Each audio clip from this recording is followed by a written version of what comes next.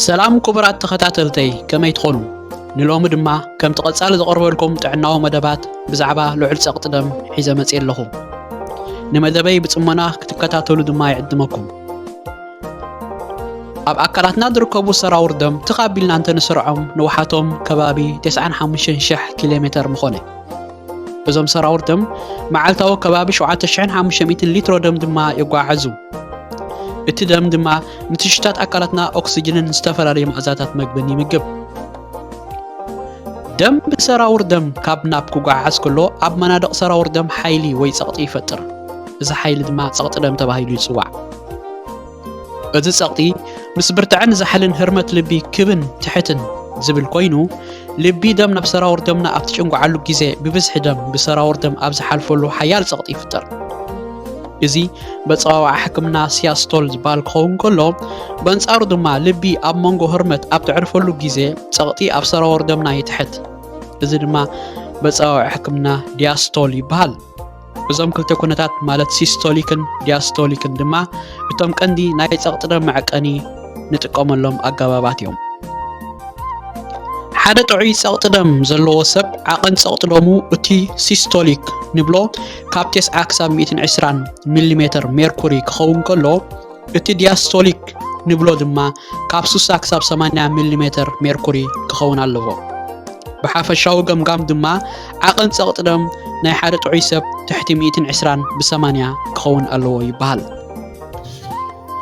ኣብ ስርዓተ ዙረት ደምና ብዙሓት ረቋሒታት ንጸቕጢ ደም ከልዕሉ ዝኽእሉ ኣለዉ እዚኣቶም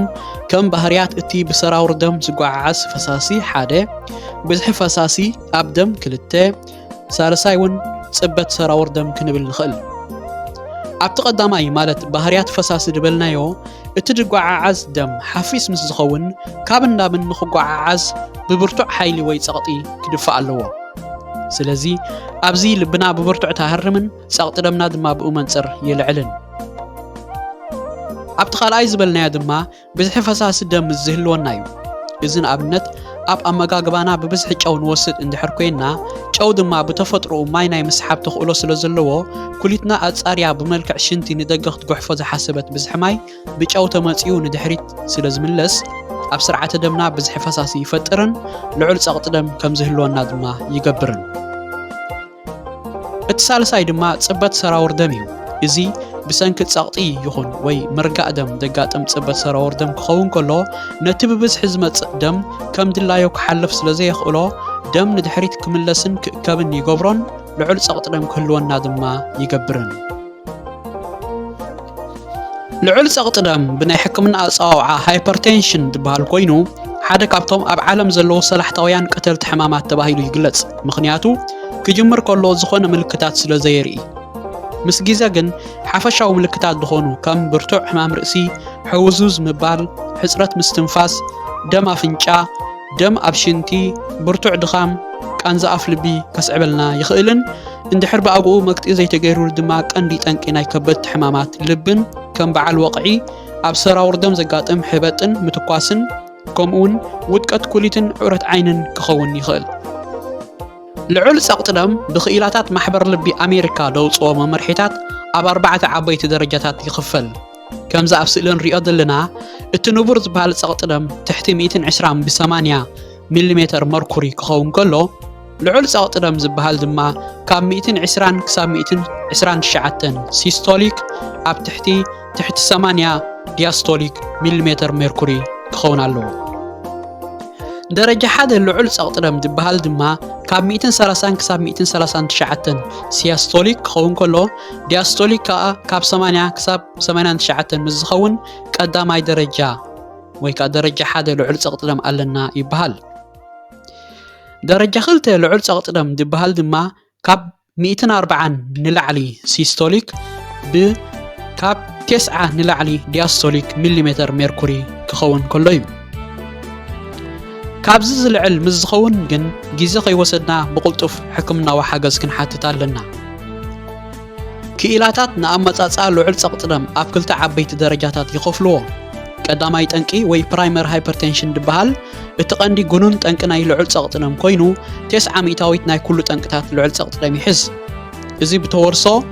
ኣገባብ ኣነባብራና ማለት ኣብ ንበልዖ ምግቢ ቁፅፅር ዘይምግባር ካልእ እውን ግቡእ ኣካላዊ ምንቅስቓስ ዘይምዝውታር ሽጋራን ኣልኮላዊ መስተን ብብዝሒ ምዝውታር ዝስዕብ ልዑል ፀቕጢ ደም ክኸውን ከሎ ብሓደ ለይቲ ድመፅእ ሕማም ድማ ኣይኮነን ኣብቲ ካልኣይ ጠንቂ ወይ ድማ ሰከንዳሪ ሃይፐርቴንሽን ዝበሃል ምስ ንመፅእ ድማ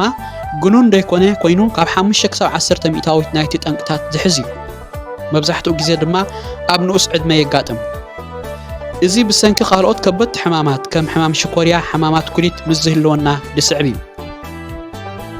ኣብ መወዳእታ ኣገባብ ቁፅፅርን ኣፈዋውሳን ሕማም ልዑል ፀቕጢ ደም ከመይ ይመስል ክንርኢ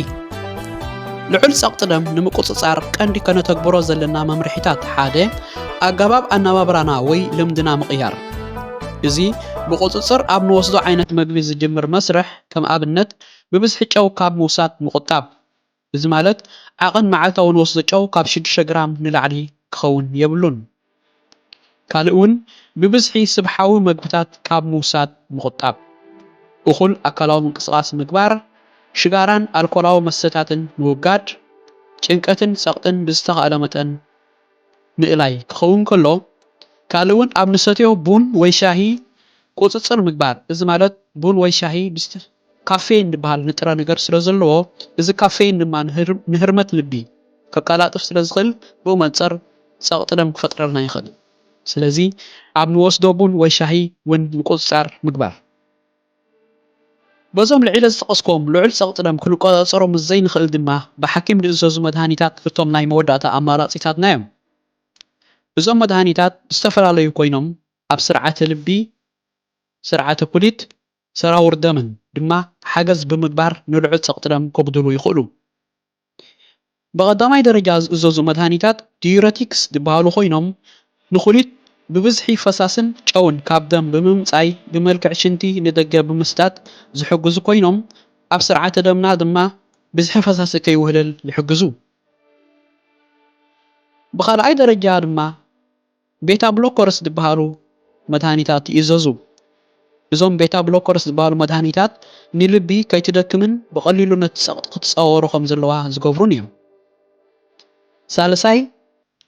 ወይ ብሳልሳይ ደረጃ ዝእዘዙ ድማ ንሰራውር ደም ካብ ፅበት ዝከላኸሉን ደም ድማ ብግቡእ ካብ ናብን ንክሓልፍ መገዲ ዝፀርጉን እዮም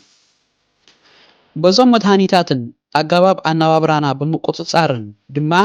ንፀቕጢ ደምና ክንፍውስ እንተዘይተኻኢሉ ድማ ካብ ግቡእ ዓቐኑ ከይሓልፍ ክንከላኸል ንኽእል እምበኣርከስ ክቡራት ተኸታተልተይ ንሎሚ ዝበልኮ መደብ እዚ ነይሩ ኣብ ድመፅእ ብኻልእ ቪድዮ ክሳብ ንራኸብ ኣብ ዘለናዮ ሰላምን ምልኦ ጥዕናን ላይክ ሼር ኤንድ ሰብስክራይብ ከዓ ኣይንረስዕ ይቐኒየለይ